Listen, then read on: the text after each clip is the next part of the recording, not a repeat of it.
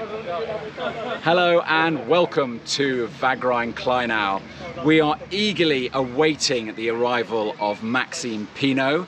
He's about less than 10 kilometers away, just to the east of Wagrain, and he should be with us shortly. There's a small crowd here, a little bit more sedate and relaxed than the atmosphere on the Geisberg.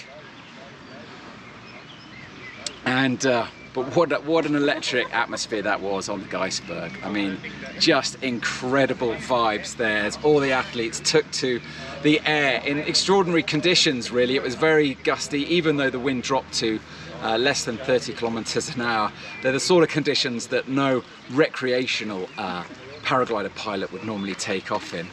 It just lifted up into the air. And they spent about an hour trying to gain height, and then eventually tried to make a break for it. And the two watchwords of today are that it's hot and sticky. It's so humid, it's really clammy. The föhn is on its way, and that's meant flying conditions have been extremely challenging for athletes.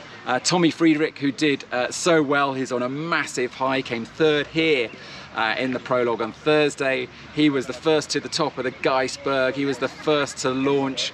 Unfortunately, he bombed out and then had the misfortune to then watch as everyone flew overhead, which is kind of soul-crushing to be on the ground and watch everyone flying.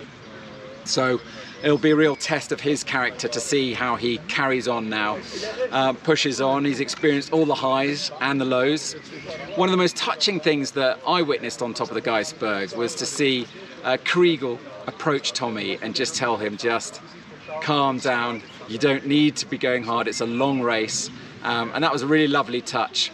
Otherwise, we've seen some really good flying from Maxime Pinault.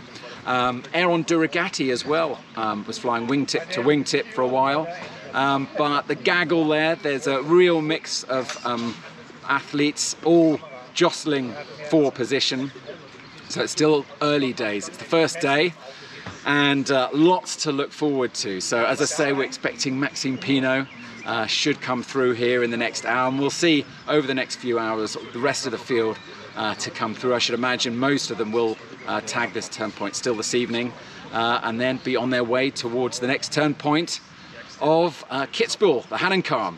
So just a short bulletin from me.